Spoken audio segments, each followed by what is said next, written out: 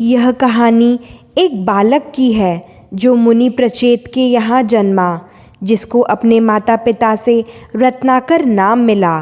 कहा जाता है कि जब रत्नाकर कुछ वर्षों का था तो वह जंगल में खेलते हुए भटक गया और वहीं खो गया।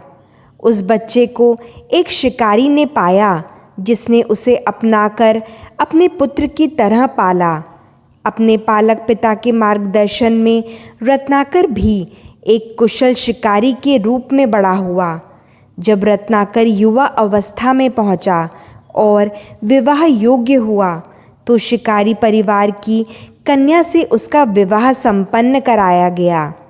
समय के साथ रत्नाकर का परिवार बढ़ा और वह 5 बच्चों का पिता बना। अपने परिवार के विस्तार के कारण शिकारी रत्नाकर के लिए गुजर बसर करने में मुश्किलें पैदा होने लगीं। वह पवित्र नदी गंगा के किनारे एक छोटी सी झोपड़ी में रहता था। परिणाम स्वरूप परिस्थितियों से हार कर वह डकैती करने पर मजबूर हो गया और जंगल से गुजरने वाले यात्रियों के धन को लूटने लगा। समय के साथ वह इतना निर्दयी बन गया कि लोग उससे डरने लगे।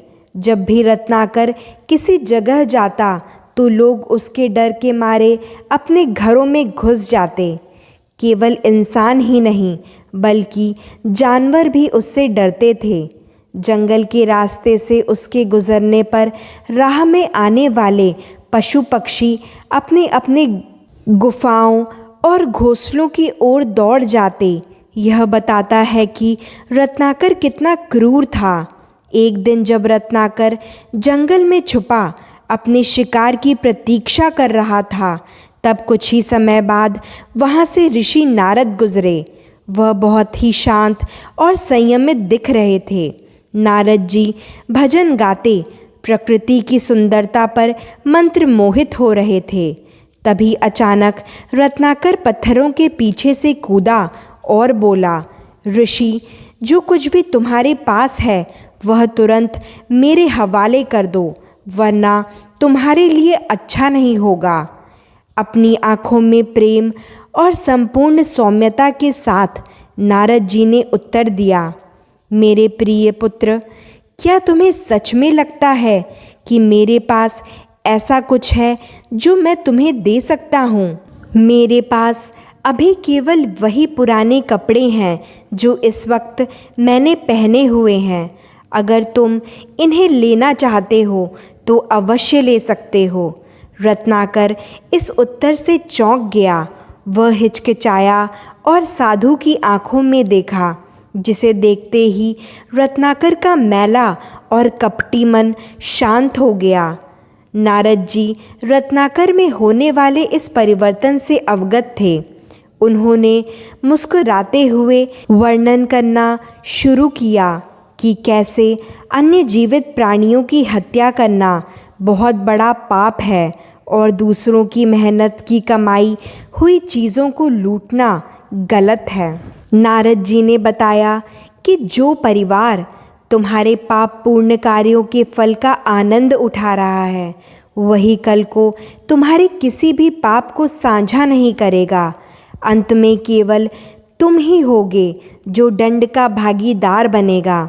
नारद जी ने आगे कहा, अगर तुम मुझ पर विश्वास नहीं करते तो जाओ और अपने परिवार से पूछो कि क्या उनमें से कोई भी है जो तुम्हारे साथ तुम्हारे पापों को बांटने और उसका दंड भोगने को तैयार है, जो तुम कर रहे हो उनका पालन पोषण करने के लिए। यह सुनकर रत्नाकर ने नारद जी को एक पेड़ से बांधा कि वह कहीं जा ना सकें, और फिर वह अपने परिवार के पास पहुंचा। वहां जाकर उसने अपने परिवार के हर सदस्य से पूछा कि क्या वे उसके किए पापों को बांटेंगे, परंतु कोई भी नहीं था जो रत्नाकर के पापों का बोझ साझा करने के लिए तैयार या इच्छुक हो। अपने परिवार के उत्तर से अत्यधिक निराश व हताश होकर वह नारद जी के पास पहुंचा और उसने उनसे क्षमा मांग मुक्ति का मार्ग पूछा, जिस पर नारद जी ने उसे भगवान विष्णु के अवतार श्री राम का नाम जपने को कहा। लेकिन चाहे कितनी ही बार रत्नाकर ने कोशिश की हो, वह रामा नाम का उच्चारण करने में असमर्थ रहा। पूछने पर नारद जी ने उसे रामा नाम उल्टा यानी मारा का उच्चारण करने का सुझाव दिया। तब रत्नाकर ने नारद जी की बात मानी और अपनी तपस्या शुरू की। साल बीत गए। एक दिन जब रत्नाकर वर्षों तक ध्यान मुद्रा में बैठा था, तो चींटियों ने उसके शरीर को मिट्टी से ढक दिया और उस पर अपना घर बना लिया। जब भगवान ब्रह्मा रत्नाकर की तपस्या से प्रसन्न होकर उसे आशीर्वाद देने पहुँचे, तो उन्होंने रत्नाकर को चींटियों के टीले से ढका हुआ पाया, जिसे वाल्मीका भी कहा जाता है। इसलिए भगवान ब्रह्मा ने रत्नाकर का नाम वाल्मीकि रख दिया। एक बार ऋषि वाल्मीकि तमसा नदी के तट पर स्नान करने पहुँचे, तो उनकी नज़र पास ही में कलरव कर रहे बगुला जोड़े पर पड़ी। वह उन्हें देखकर बहुत प्रसन्न हुए। तभी अचानक एक उड़ता हुआ तीर आकर नर बगुले को लगा और तत्काल उसकी मृत्यु हो गई। पास में खड़ी मादा बगुला अपने मृत साथी को देखकर अत्यंत दुखी हुई और छटपटाने लगी। शोक में आकर कुछ ही समय में उसने भी अपना दम तोड़ दिया। वाल्मीकि का दिल पक्षियों की ऐसी दशा देखकर बहुत दुखी हुआ। वे क्रोध में आकर शिकारी को आसपास ढूंढने लगे। तब पास ही में उन्हें एक शिकारी बाण और तीर पकड़े दिखा।